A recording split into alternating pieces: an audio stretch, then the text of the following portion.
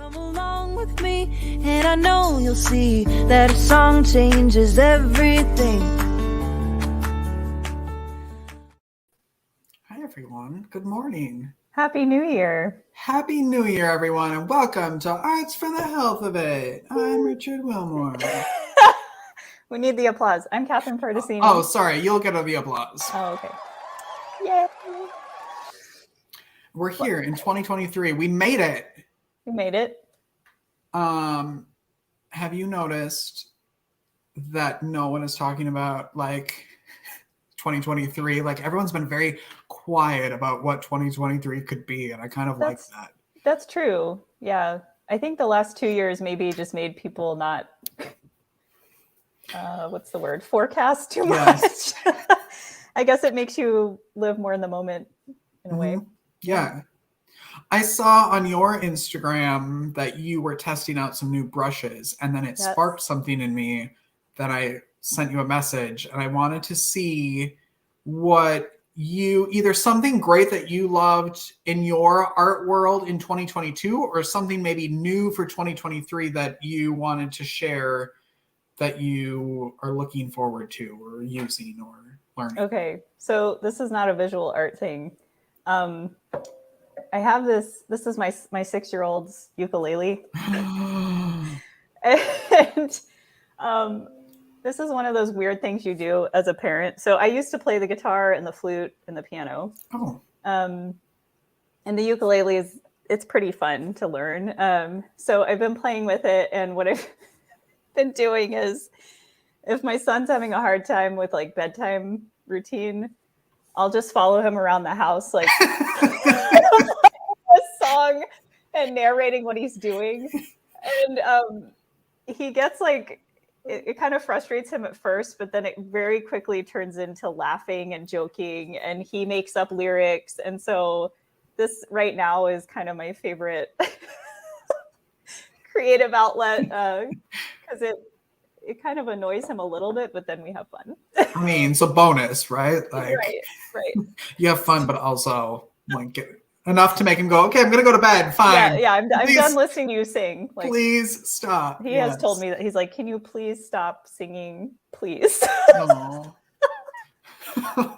So you're not gonna be singing on the podcast anytime soon? Thank you. Yeah, I didn't want to show you this because I didn't want you to ask me to sing. I won't make you do anything you don't want to do. But you said that you used to play some instruments. You don't play them anymore. How come? Can we talk about that? That's a good question. I still I'll play guitar sometimes. I don't know. I think my focus has just been more visual art for the last few years. But yeah. What about you? Well, I have ukuleles in my trunk of my car. That I think are supposed to be at a hospital somewhere. But we were also supposed to last month learn how to play the ukulele. With Izzy. And then our schedules during the holidays. So I still want that to happen at some point. You need to get those out of your trunk. Yes. I don't know I've always wanted to learn how to play the drums. That has always been a goal of mine since I was a kid, but I never have. So I don't know any musical instruments. But my thing that I'm excited about this year is this book. Practice Makes Progress. It's from Amy Lotta, our friend here at the show and my friend in real life, even though we've never met in real life, but we're friends. But I'm very excited to like dive into this year. I've been waiting for it. It came out last year. And so I've been waiting because I like starting points and not starting randomly. Yes. Okay. And it's everything. It's drawing, it's writing, it's a complete like she gives you space. Oh, you can't see it, but there's like writing on one side and then space to actually create on the other. And it's a beautiful, she does all the lettering. Oh, I'm on the wrong side. All the lettering. It's just a beautiful book. And we love Amy Lotta around here at Hearts Need Art. And so I'm excited to start on that book. Yeah. I'm occasionally going to ask you to tell us about your progress with that. All right. Maybe I'll send you one and then we can do it together and it'll be like a thing. Or we'll get her back on here. I don't know. All right. Do you want to talk about who's on the show today? Yes. We have Rashard Dobbins, who's the executive director of Class Act Detroit, and I'm so excited he's here today to start off our 2023 of Arts for the Health of It. So do we want to jump right in? Yes, he is well lit and you can hear him clearly. So we're going to do it before something happens. And my internet was out an hour ago. So we're going to do this now. We're going to take a quick commercial and then that's my coffee pot. And Perfect. then I'm going to go grab coffee and then he'll be out here. So we'll be right back after I find this commercial button. Whether you consider yourself a musician or not, music is all around us, and it affects our everyday lives. Whether it's background music influencing our shopping habits in a store, organ music adding the vibe to a baseball game, or a playlist convincing us to keep going on that last mile of a run. I'm Mindy Peterson, host of the podcast Enhance Life with Music, where we take a holistic look at the power of music in our everyday lives through the lens of science and health, sports and entertainment, business, and education. You can find me and Enhance Life with Music at mpetersonmusic.com/podcast or wherever you get your audio. Unleash the power of music. There you are, sir. You're here. Good morning. What up, though? What up, though? How you doing? Here, we'll even we'll have clapping for you. There we go. Thank you. Thank you. Mm-hmm. The world is excited you're here, and so are we. I want to start off with introducing yourself and where you are, because it's the beginning of the year. You've got some crazy, amazing things happening at Class Act Detroit. So I want to hear where you're sitting right now and what that means to you. For sure. You can see the cross behind us, or behind me. But I am in House of Hip Hop, what our community and what our org, our tribe calls House of Hip Hop. It is a historic house of worship located in Detroit, founded in the 1900s. And it's always been a place of equity, children's programming, lots of activists, lots of artists, musicians who have won all around the world. And, Class Act Detroit is now become the headquarters for Class Act, our home base. Before we start talking about it, I kind of want to show what you do. I think that's going to be a great representation. So do you have to set up the clip at all that you sent us, or should I just play it? No, you got it. I'll talk about it afterwards. All right, here we go. Watch this. Yep.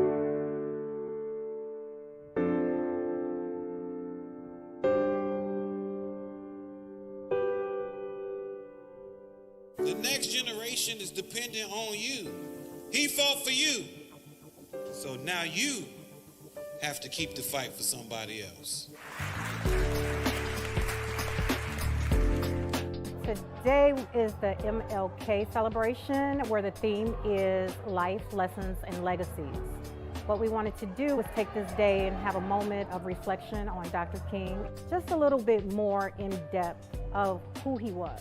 Today what we're going to do, we're going to use the arts, we're going to do music, right? We're using hip-hop culture, your culture, and we're going to express ourselves. We wanted to teach the kids about Dr. King, but also let them have a little fun with it. Art is all about expression, and it's all about painting how you feel. We have painting. I'm gonna paint this up here, and you guys can follow along. Then we have some activities going on with the STEAM lab. We have a poetry slam, and we have the rap battles. On this great day, a king was born and named Martin Luther, and he's a junior from the present, but this is forming our future. Everything is really curated with local artists here in the city. We're really just celebrating that life, that legacy of Dr. King, and that movement, and making sure that our youngsters know the movement doesn't stop unless we let it. Black and white, everyone is equal today. Today we come and celebrate MLK. Martin Luther King Jr. to me is a person who tried to make fair rights for everybody. Even though he wasn't able to do his whole dream, he did enough to make the world a better place. I think you might need one more, and then you got it. There you go, big fella. We received a grant from Target in the amount of $5,000 to make this day happen. They'll put the spoon between two sticks like this. Here, I can help you with it. I just want to thank the boxing gym for allowing us to come out here, letting Target be a sponsor and a volunteer. And if you can change someone's life, whether it's just coming and spending a couple hours with those kids, I mean, that's reward enough. Let us march on till victory is won.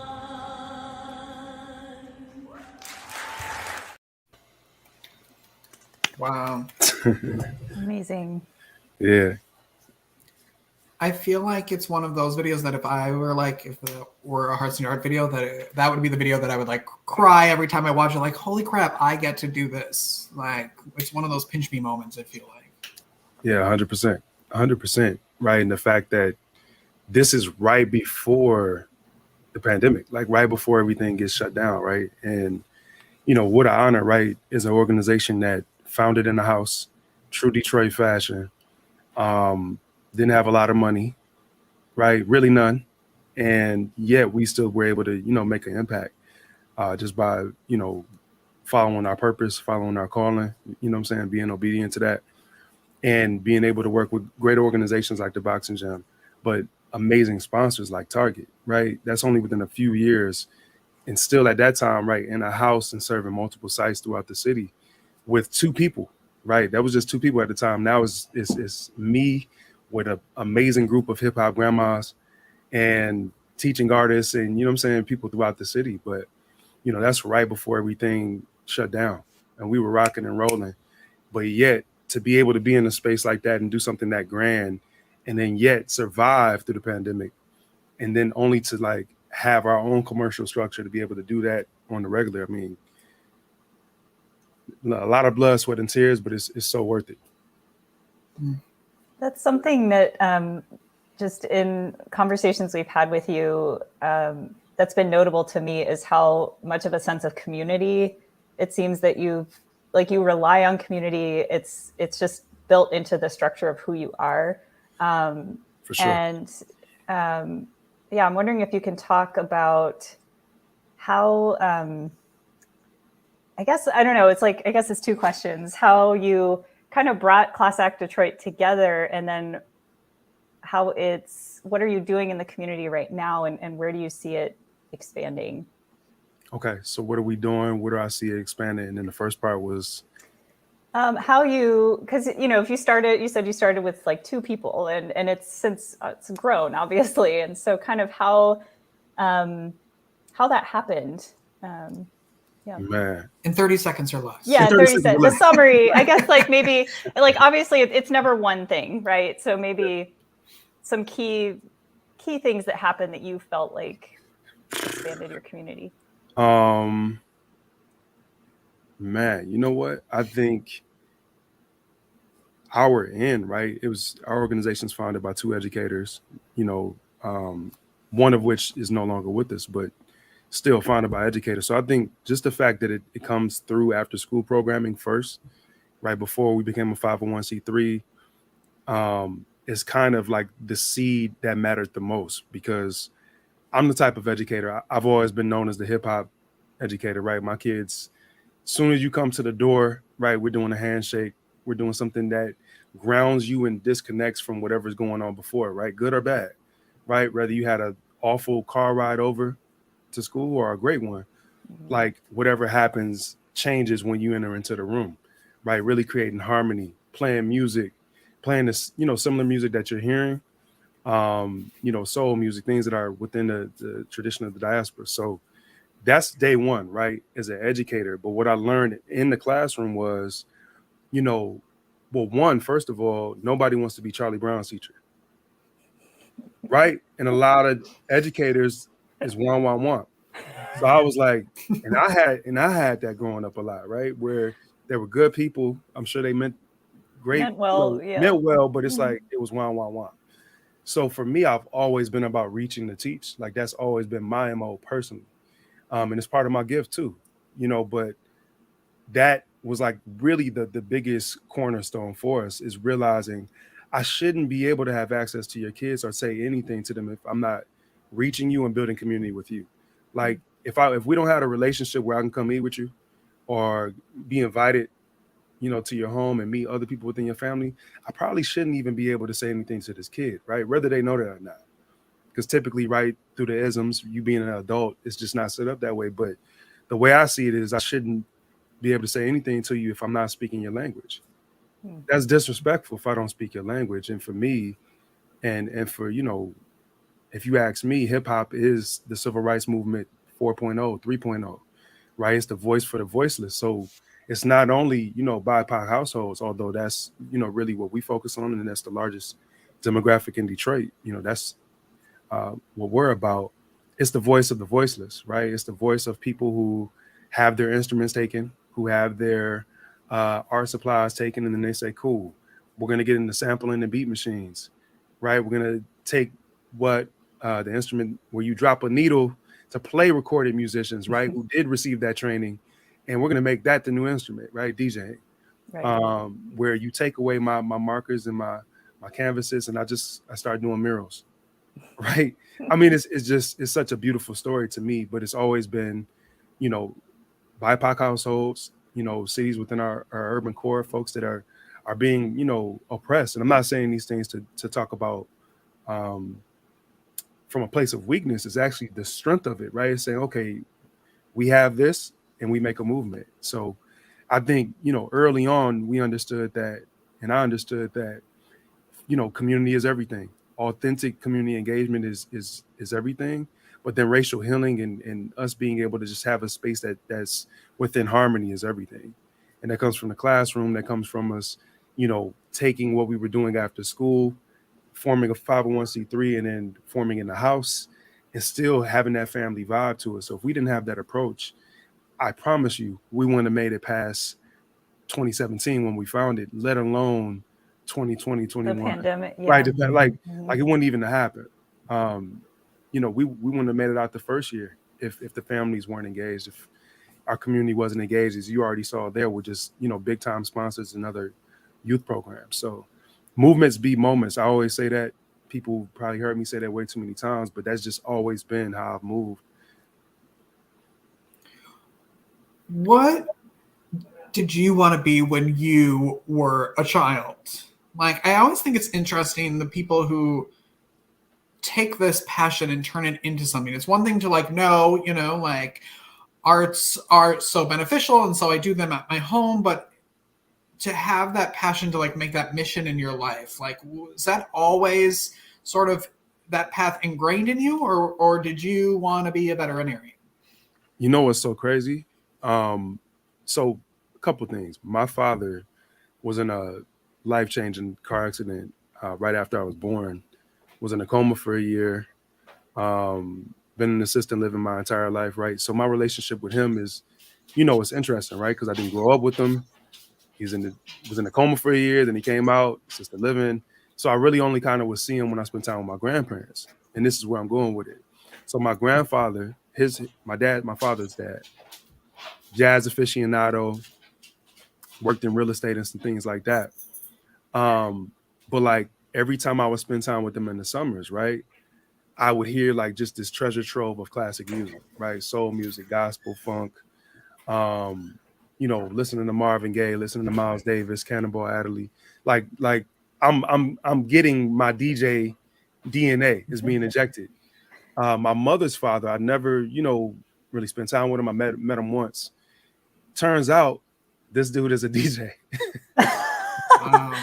Oh my gosh. Right? I mean, that's not what he does electrical stuff. He does a lot of stuff, but he DJs, I think, as a hobbyist or whatever. I've met him one time, right?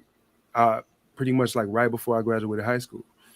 And it's really interesting because at that time, I went to 3 different high schools. I moved 1 to 2 times a year since really latter end of elementary school, right? 1 to 2 times every year religiously, right? I meet him when I'm going to a school that actually was really well known for the performing arts. I didn't notice. I just happened to be zoned to go there, right? It's just another house I'm living in, another year. It is what it is. It turns out it's one of the top schools for it, right? In greater Atlanta. And before that point, I just played, basketball. That's it. That's the only gift I knew I had. I was really good at it. All my friends went to D1. I chose to go into entertainment around that time. And I didn't know I could sing, dance, act, improv. I didn't know any of that. So I think just it's something special about, you know, not being able to hone your craft, later realizing like you have this in you, and all the only thing that changed for me, right, was having a stage or having a platform for my expression.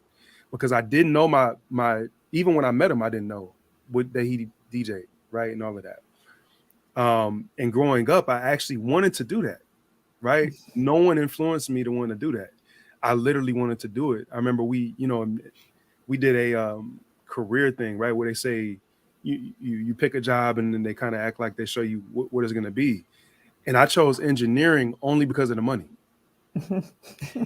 One of my classmates chose DJing. And I remember seeing how much you can make. And I was like, no, that's not going to work, right? Because I'm thinking like how I grew up. And I'm like, no, I got to make some money. I got to change my life, right? Like, nah, forget that.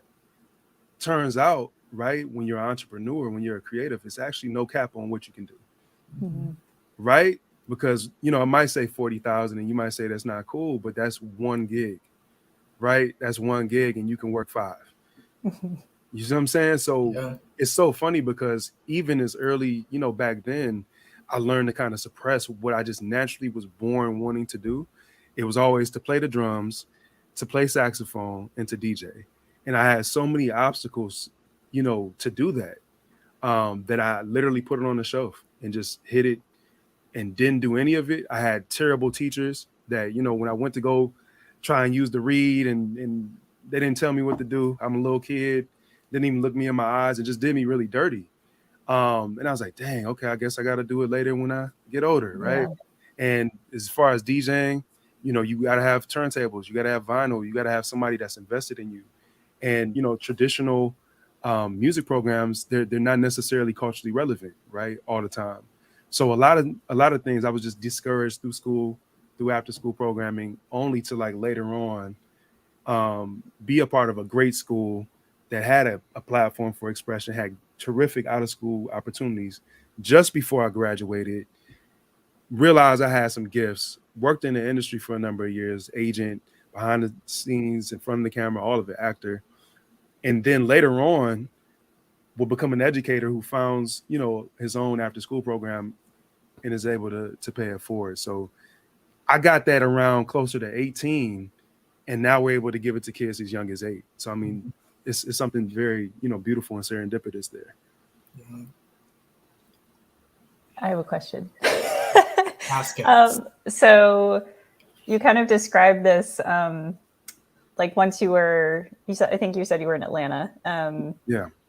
That's when you kind of then realized like, oh, it's already in me. Yes. And so I'm wondering if like, I imagine you witness moments like that with the kids that you serve where because you're providing the space and the community, it's suddenly like, oh, like this is in me too, So I'm wondering if you can talk about that a little bit. No, it's so dope that you say that too, because being in the classroom after being a talent agent is what really like whet my appetite for that. Like I was just super keen already from working in that industry and working with really talented kids. So then by the time I'm teaching in the schools that I love the most, right, the ones that have a lot of challenges, I'm meeting kids that were as talented or whose talent far exceeded kids that were in major motion pictures, that were in television shows, long-standing stage productions, like kids that were just rock stars, literally, right? Figuratively, literally, they were amazing. And adults. And I'm seeing kids who people will just walk by right on the inner city, in Atlanta. And I'm thinking about Michigan, of course, right, where I'm from, because both are home for me, but Michigan is my first home. Detroit's my first home. But I was blown away because you're hearing these voices, you're seeing dancing, you're seeing all of these things that we already see in this community, right? You go to the lunchroom and I'm seeing kids drumming, right? And I'm like, oh, right, I see that. You're seeing ciphers form, right? It's already it's innate, it's cultural, and specifically within the school system, it's very specific locations where it comes out, right? typically the cafeteria is where you see it, right? Not the classroom. It's because it's not welcome. Right. And that's to our detriment as a society, right? Not just like as humans, that's to our society for people to have to, for zebras to have to change their stripes, right? Just to walk into a room, to speak somebody else's language, but not to even honor their own, is something in you dies, right? You know, we hear selling your soul. That looks like it could be different things to different people, but yeah, I think, something dies in you when you're not able to be yourself. And just being qualified for my calling and having that experience in the industry, and seeing my gifts later, there was no way I wasn't going to do something, right, to try to help kids that were that talented. It's just, it doesn't make sense, because when you look at things from your superpower instead of like the resistance, that's a superpower in itself, right? Looking at like what makes me great. And when you do that, and then you see that somebody else has a superpower, now it's like, okay, cool. I'm Iron Man. You're the Hulk. You're Black Panther. You're like, now we team up and we get stuff done, right? We start businesses. We create community. Right? Even as young as kids, it's like, hey, you're the drummer. I do this. I do that. So I think, for me, that's really where it started, was just that transition from entertainment to the education and kind of floating between the two. And then noticing that the kids I was teaching and that I was exposed to were superstars, all of them in their own right, in different ways. You get back a test and you're seeing somebody's doodling, but it's really, really good. Right? It's not stick fingers. Right. You're like, wait a second, this is 4th grade work and you're in the 1st grade. This is 6th grade level, and it's like, whoa, there's something there. So whether you decide to be that and truly pursue that, or decide to be a doctor or a preacher or right, whatever you want to do, you have to know your strengths. You have to have that, because knowing who you are gets you to that next level. You know what I'm saying? It helps you to weather the storms. Well, there you go. Thank you for coming to my test. That's it. Goodbye, everyone. Where did the name Class Act Detroit come from? I want to hear the history of that. Oh, that's dope. I don't think I ever talked about that. It's an exclusive. Yeah, exclusive. Sound effects. Man, you know what? It's kind of twofold. So, one, Class Act is well-rounded, right? When you say somebody, hey, they're a Class Act, they're a this or a that. And for us, especially being an educator and the beginning stages of what is now the 501c3 Class Act Detroit comes from the school. So, scholars being well-rounded means, for me at least, you could score the game-winning touchdown, but at the same time, you're on the honor roll, and you also know how to speak to people, right? You're also active in your community, right? You're all of these different things. You're not just one. You're not a monolith. But another reason why I think it's low-key Class Act is there's a movie. There's 2 movies, Kid and Play, right? House Party was a very, very, very influential movie for me. Huge influential movie for me growing up. I don't remember when I saw it specifically, but I just know when I did, it was a game changer, right? Because I'm seeing myself, I'm seeing my community represented, right? It was real life for me. All the characters look like my mom and my aunts and everybody I'm seeing, but they were in another movie called Class Act. And I don't know, it's always stuck with me. And, growing up, desiring to be that, and, my grandparents, especially my grandfather being so influential in my life, that's something that he always pushed me for, when I was struggling in school, when I was really in anything, right? When I just needed that ear, because he really was my dad, because of what happened to my father. He's really stepped in and is my only real male role model that I had in life, but he's worth 1,000. But like, that was always his push, was always like, yo, essentially, go to your there's no ceiling, essentially, right? To how far you can go, keep pushing, keep going, go higher, work harder. You got this.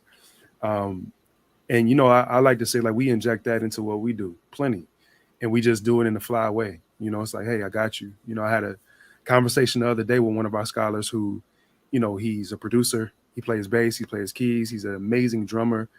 And I said, hey, do you want to, take your DJing to the next level, man? Are you willing to do it? And we're talking. It's like, of course. And I'm like, cool, send me those grades. Right? Simple as that. Like, I know you're doing this well. I know you're doing this well. Send me those grades. I got something for you. So, it's really a relationship like that. And the particular student I'm thinking about, he was interviewed recently, and they were asking him about our program and our relationships, how relationships work. And he mentioned me, and he said, I look at Mr. D, that's family, not just teacher, not just my DJ instructor, music, anything like that. It's like, that's family. That's how I look at it. Like, do you have a question? Oh, sorry. I thought you were frozen. Did I answer? Okay. Did I fully answer? Yes. Yes. Right, 100%. Cool. So you guys have your building that it's opening in August. Is that right? Yeah. And so that will be, you had mentioned before we got on air that you guys have, you've been kind of this mobile unit going around and serving different schools and communities. And so I'd love for you to share kind of how you see this central location enhancing what you guys are already doing. For sure. Man, it's a wild story how we got there, for one, but how it will enhance, I'll just go back to our community, right? Like our tribe, for years, we did focus groups and surveys, with our kids really leading that charge, right? So kids as young as 8, people as old as 80, right? Or as young as 80. Let me say it a different way, right? The whole entire family, the entire tribe, the entire community, right? The village. And we say, yo, what do you want to do? What does it look like? What does this space look like? So whether it was the house on Roselawn Street, right up the street, in West McNichols Bagley area, or Fitzgerald Bagley area, off of West McNichols, or now a 10,000 square foot facility in Midwest / Tireman neighborhood. It always was the community leading that charge. I'm the mouthpiece, right? I'm the front man. As much as possible, I try not to be at this point, but it's like really all of the programming, the spaces, everything is coming directly from, right, the mouths of children, right, and their families. So now it's intergenerational, right? It's already mom, dad, uncle, auntie, everybody pulling up a plate, us chopping it up, us making music, having fun. But then it became, little did I know when we're doing that in 2017, 2018, 2019, before the world changes, that it was going to lead us to a building that was 10 times the size of what we were, with a bunch of land, with a huge parking lot, with a cafe built in, with a huge sanctuary that now is a performance venue, right? It's a venue for other artists, for musicians. Our kids have been here. We've already hosted, even though we haven't opened, international DJs from the UK and Chicago. We've brought in New York Times bestselling authors, who, did exclusive children's books that they unleashed here, right? They came to the space even before it was finished. So it's like, those are things that we talked about in the past, right? So it's really like farming, if I'm being honest, right? Where the seeds happened a while ago, they got watered, and that's just how the Most High does it, right? It's a heat lamp. It's a built-in sprinkler system in the world that will water that and grow that, but you just kind of have to have the faith to walk away. Because me putting my hands on it, and I think we all can relate to it, doing that too much means it's not going to grow. You kind of got to put it in the ground and walk away. And I'm 50-50. I'm not actually really that good at it. I'm still working on that, but I'm learning how to do that. And House of Hip Hop is just a perfect example, because it's conversations that happen for years. It's hundreds of surveys, right? It's Zoom calls, it's text message threads, it's eating, Captain Jay's chicken and cheesecakes from Lucky's around the corner. It's Happy's Pieces, all the different establishments, it's Booker's, right? People investing in what we do, and just really creating that environment that's safe to be able to later build something that's truly, a safe haven and will spark that generational change that we want. Can I ask a logistical question? Talk to me. About your team. I'm assuming with this expansion that team is going to grow. No, he's No, shaking I'm his shaking head. my Oh. I'm shaking my head because it's a crazy need like no other, right? It's been Yeah. we've done all of this with volunteers. Wow. We don't say volunteers, we say family, right? Because that's how they move. Especially during the pandemic, right? During the pandemic, we had people jump in, right? Berklee College of Music, who they might come to Detroit once a year, right? But now they're like, yo, I'm gonna rock with you for 90 days. I could do an hour and a half, 2 hours every Wednesday, every Thursday, right? 2 classes, teaching kids to do this. I'm like, yo, you should be on tour getting Grammys right now, but you gonna rock with us online? Yeah, right. We have people who are game designers in Nashville that's like, yo, love what you're doing. I'm not gonna be there, but I got you on this, that are also musicians that are like, I'm buying into what you're doing. And I only mention that because that's just outside of Detroit, right? We've had people do that. So early on, especially, 2020, 2021, I realized it's not possible to be the chef and to be the valet and to be the hostess and do that. Like, it's possible, but it's not at the same time, right? Because that's not movement making. That's not the change that we actually want to see. And you played the clip from our MLK Day event, annual MLK Day event. The biggest thing that we really want to get across to the kids, other than what was already highlighted in the video, is, it's MLK Day, but he's a part of a movement. Because sometimes, like, especially in our nation, we act like he's Jesus, and he's not, right? He is, a leader, and he's a movement maker, right? He adds to it. And that's what a lot of people were counting on, right? When he was assassinated, it was like, oh, movement, but like movements don't work that way. It's no starting and stopping point, right? It's endless. And that's why I say hip hop, is that 3.0, because it's the voice for the voiceless. I'm about to tell you exactly what's going on in this neighborhood, whether you want to know it or not. And I'm going to turn the volume up to 10. And it only goes to 8, but I'm about to turn it up to 10. You know what I'm saying? Like, I'm going to make you're going to get it. We're going to express ourselves. We're going to heal ourselves, because racial healing is actually what's needed, right? You're not able to go through 400 years plus of what folks have been through. And it just snaps back to normal, or it just gets better in 40 years, right? If it took that many generations for it to be that, it's going to take at least half that time to heal it. And, being in a church that was established 100 plus years ago, it's nothing in our urban cores, in our urban cities, or in our urban setting, I should say, in our urban core, for a church to be there 300 years, right? This is normal, right? It doesn't matter what city you go to. There's a structure somewhere that's being maintained that's there 200 years old. So our whole plan is actually to, right, sow the seeds now for this building that's already been here 100 plus, to get to that 250, 300 year mark, and to continue this legacy of racial healing, right? Of community and authentic community engagement, developing leaders, resourcing movements, and doing that through arts and culture and heritage programming, and we're doing it in a fly way. It's hip hop, it's already youth focused. It's already been youth led. It's already been about healthy eating, despite what some of the imagery shows. Hip hop is kung fu, rap is wrestling. You know what I'm saying? Like, you got to kind of draw that distinction, or at least I do. An MC, and that's no shade to rappers at all, right? That's within our tradition, but we have to realize, like, what's wrestling and what's kung fu. Like, one will be here forever, and one, it makes perfect sense. It makes sense, but you got to know what it is. So within the community that's already been, had plenty of challenges, hip hop actually comes to heal. It's coming to unite.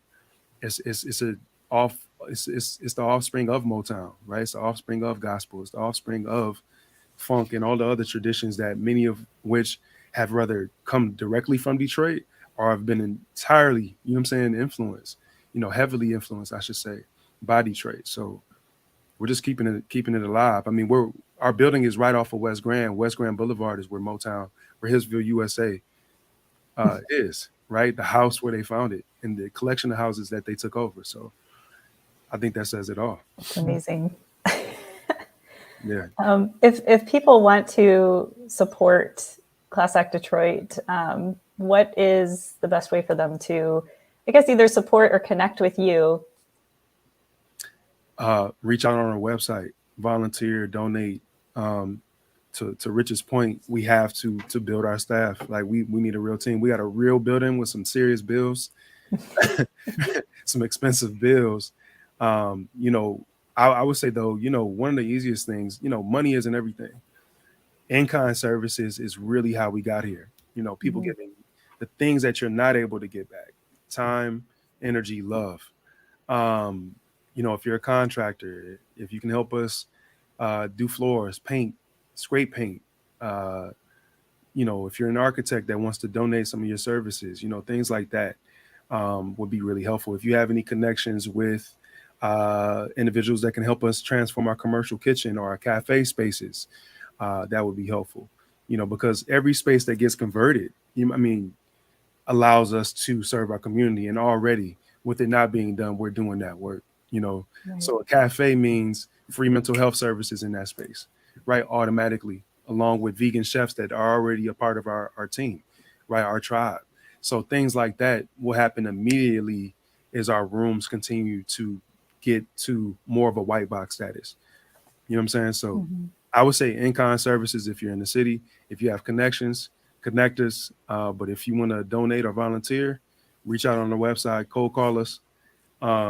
Simple as that, you know, and let's make it happen for the babies. And I put the link to the website in the comments, and then it'll be in the show notes too if you're listening on a podcast platform. Yeah. You are, I saw in your pre-interview form, giving something away to people, right? I'd give away some game. Yeah. I could whip up a little something and maybe, you know, teach something real quick. Is that something I want to do? I mean, yeah, of course. Yeah. As long as I don't have to sing. Oh. Yeah. My thing, I wonder if the sound is gonna come through though. Can I share my screen? You can. And then there's a little thing that'll say share sound. Kind of like Zoom. Okay. Do you want to do it? You want to do it right now, or you want to do it? You want to do like a trial run? What you want to do? Well, we're live, so let's just do it now, We're shall live. we? We're live. Hey, all right. Let's see what happens. All right. Heather can edit this out later for the podcast. Or not. All that other stuff. All right. Let's see if this works.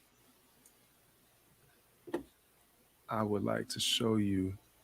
So one of the things that we love to do that I didn't mention is, you know, we utilize tech. I think that's something that really sets us apart. It's not foreign, obviously, to youth programming or to hip hop, right? But specifically for us, right, we use technology to equalize music education and access, right? It's, you know, as somebody who wanted turntables growing up and didn't have the money to buy techniques, you know, some 1200s, or to buy beat machines and an extensive vinyl collection, despite the fact that my grandfather, you know, had all of this amazing music. You know, I had to find ways to still be myself, right? To still get that expression out. And one of the things that we found and that we love to use is iOS, iPads, iPhones, because we're just in that era, right? Where scholars have access to that. And it's intergenerational in that kids that are 16 and 17 know how to use it, but kids who are also 9 know how to use it. So there's this really cool program that we use. And let's see if it shows, if it pops up. Okay. Can you all see that? Not yet. You have to like click on the screen and then click connect. There are like 12 different buttons you have to do that. All right, bet. And we're live. All right. Maybe we should play some music while we do this. Right after these sponsors. Let's do that then while I somehow try to share the screen. All right, we'll play another commercial and then we'll figure it out, hopefully. There we go. And then we use tech. Use tech. Yes. Just not StreamYard. We out here. All right. While he does that, we'll play another commercial. We'll be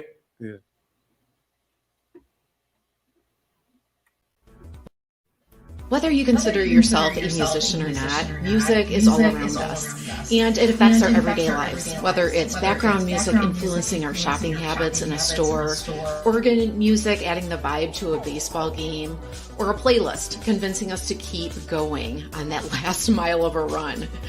I'm Mindy Peterson, host of the podcast Enhance Life with Music, where we take a holistic look at the power of music in our everyday lives through the lens of science and health, sports and entertainment, business, and education. You can find me and Enhance Life with Music at mpetersonmusic.com/podcast or wherever you get your audio. Unleash the power of music. Medical professionals are burning out at an alarming rate. Burnout can cause health workers to feel hopeless, trapped, helpless, worthless, depressed, sleepless, and tired. By joining the Hearts Need Art Gratitude Grams program, medical staff receive a personalized email and video from a musician, an artist, or writer once a week that includes a message of thanks, an encouraging song, uplifting poem, or a simple art activity. After watching their gratitude gram, participants report feeling more hopeful, empowered, energized, and appreciated. If you are or know a healthcare worker that would like to receive free gratitude grams, please visit heartsneedart.org. All right, we're back. All right, so my computer is hating on me. But we're not gonna not today, devil. We ain't gonna let the devil steal my joy. All right. Can you all hear me? Yes. All right, cool. So what I did was I included a link to Koala Sampler. That's the program that one of many that we use. But specifically, I'm giving away some free games. So this is actually an internal video that we have, training video, made by one of our tribe members, right? One of our community members, somebody who's family to our organization, who's been investing in them. And it's essentially a tutorial on how to use Koala Sampler. And just in a nutshell, you're able to use beatboxing, you're able to use screen recordings, any way that you want to capture sound. Go outside, push a pad and record a bird, and then use that to make a song, make a track, make something cool. So if you follow the link, the tutorial that we have in here, you'll be well on your way. So I'll throw that in the comments as well. Oh, great. And that's available for everyone. There we go. Here we go. Thank you. That's awesome. Look, it worked out. Of course it does. It always works out. Look, you said, how can people help? Apparently, you can donate a new computer. I think that's an always need in any nonprofit. It's like, we need a new computer. Yeah. Your boy is on this. What year is this? I'm on 2011 iMac right now. Wow. Still getting it done. Yeah, I know how to work on them a little bit. Awesome. Right. Yeah, we need a new computer, folks. There you go. There we go. When you get that, please let us know when someone says. Yep. You also put in there a Calendly link that I didn't want to put up yet because I didn't know if that was special or what you wanted to offer with that. No, that's the best way to get in touch with us. And if somebody wants to volunteer, somebody wants to get down with what we're doing, if they want to do something virtual workshops, schools, anybody who wants to be involved, that's the best way, to book time. I'm very much an in-person type of person. Obviously I wear many hats. So that's the best way to get in touch with our org, with me, or even if I have to pass it to somebody else, to get things done. So yeah, use that link if you're interested in getting down with us, enjoying the movement. I feel like I've been cutting Catherine off, so I want to give her time. No, it's okay. Do we have any? We set at 30 minutes, and that was. We're 20 minutes ago. over. So I want to respect your time, but do you have any last questions, Catherine, or anything that we missed that you want to talk about? I don't. I'm grateful for the time with you, Rashard. I hope that we can have you on again, maybe after it's August, right? That you're. Yeah, that's the plan. Yeah. We got to raise a lot of funds before then, but yeah, Yeah. It's the day before my birthday, August 11th. I think I read somewhere, and my birthday's the 12th. So August 11th is the 50th anniversary of hip hop this year. Mm-hmm. So your birthday is the day after. That's amazing. Yeah. Yeah. Yep. So we'd love to have you on again at some point to check in and just see how things are going. And just thank you for being with us today. Thank you. Thank y'all. Thank you. All the links are in the notes or on the comments, wherever you're watching or listening. Make sure you subscribe wherever you're doing those things. And also make sure you keep creating, everyone. All right. Goodbye. Have a great day. Where'd the thing go? Thank you for listening to Arts for the Health of It. This episode is produced by Hearts Need Art, creative support for patients and caregivers, and hosted by Richard Wilmore and Catherine Participant. You can support the show and help others learn about the healing power of the arts by visiting heartsneedart.org. The views expressed on this podcast do not necessarily reflect the views of Hearts Need Art, their staff, board members, or other affiliates. All content is created for informational purposes only. This podcast is not intended to be a substitute for professional medical advice or to diagnose and treat any health condition. Always seek the advice of your physician or other qualified health professional with any questions you may have regarding a medical condition. Never disregard professional medical advice or delay in seeking it because of something you've heard on this podcast.